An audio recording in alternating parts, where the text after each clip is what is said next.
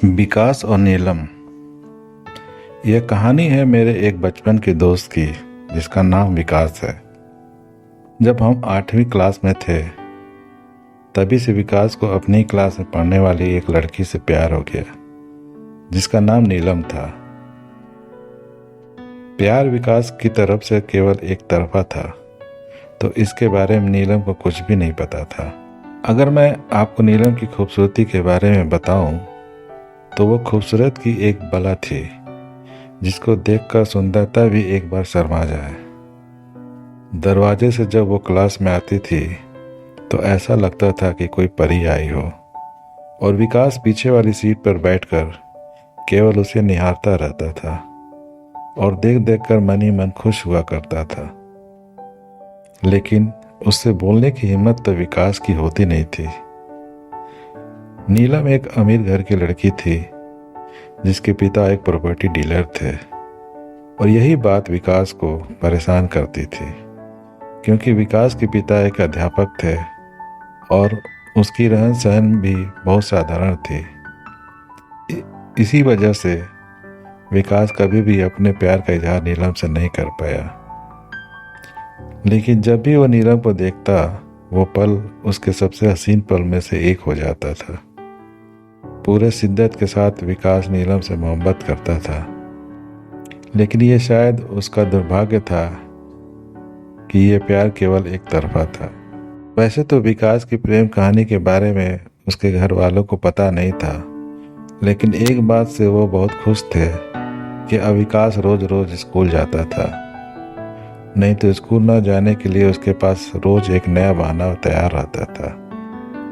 Mummy papa तो खुश थे कि बेटा अब रोज स्कूल जाता है, पढ़ाई लिखाई में ध्यान देता है, लेकिन उन्हें कहाँ पता था कि उसकी पढ़ाई लिखाई तो कहीं और ही चल रही थी। अभी तो विकास और नीलम 8वीं में ही थे, लेकिन धीरे धीरे समय बीतता गया और देखते ही देखते उनकी 8वीं भी खत्म हो गई, 9वीं भी खत्म हो गया और 10वीं का अंतिम पेपर चल रहा था। लेकिन विकास का प्यार अभी भी उसके दिल में ही कैद था। दिल से निकलकर नीलम के सामने नहीं आ पाया।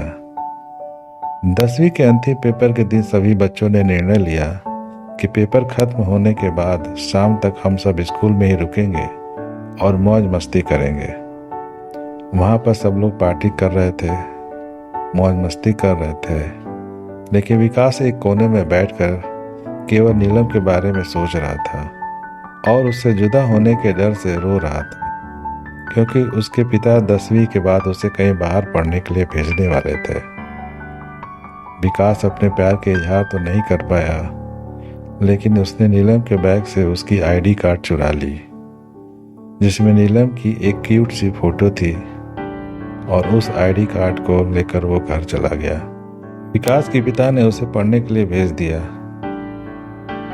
समय बीतता गया और अपनी पढ़ाई पूरी करने के बाद विकास को एक मल्टीनेशनल कंपनी में जॉब भी मिल गई। सैलरी भी अच्छी खासी मिल रही थी, सब कुछ ठीक चल रहा था, लाइफ सेट थी।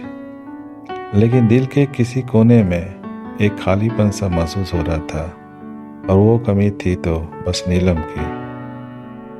विकास ने नीलम को बहुत ढूंढने की कोशिश की, लेकिन कई कोशिशों के बाद भी उसे नीलम का कहीं पता नहीं लगा। धीरे धीरे समय आगे बढ़ता गया और घर वालों ने एक सुंदर लड़की से विकास की शादी करवा दी, और संयोगवश उस लड़की का नाम भी नीलम ही था। इसलिए जब भी वो अपनी पत्नी को नीलम कहकर बुलाता उसके अंदर एक नई सी उमंग की लहर उड़ जाती और वो अपने स्कूल के दिन याद करके खुश हो जाया करता था। लेकिन विकास ने अपने पास्ट को अपनी पत्नी को महसूस नहीं होने दिया।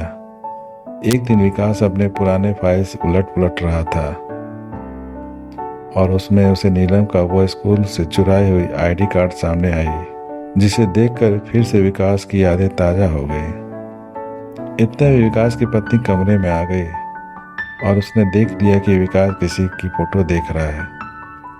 पत्नी ने मजाकिया अंदाज में कहा, किसकी फोटो देखी जा रही है चुपके चुपके, जरा हमें भी तो दिखाओ।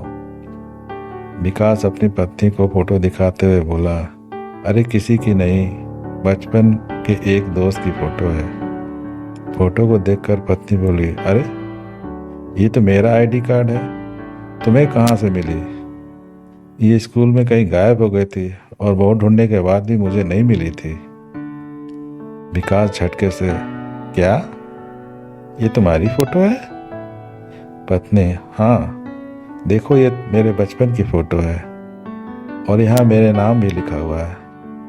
विकास ये सुनकर हैरान हो गया और खुशी से झूम उठा और फिर उसे नीलम को बताई कि 8वीं क्लास से ही वो उससे कितना प्यार करता था, लेकिन इजहार नहीं कर पाया। अपने प्यार को इजहार करते वक्त विकास भावुक हो गया और रोने लगा और फिर नीलम ने उसको कस के गले से लगा लिया और चुप कराई। विकास बार बार भगवान को धन्यवाद दे रहा था और अपने प्यार को खुल के नीलम के सामने बयां कर रहा था। दोस्तों, अगर आप किसी चीज को शिद्दत से चाहो तो पूरी कायनात उसे आपसे मिलाने की साजिश में लग जाती है। अब चाहे वो आपका सच्चा प्यार हो, विकास की तरह, या फिर कुछ और।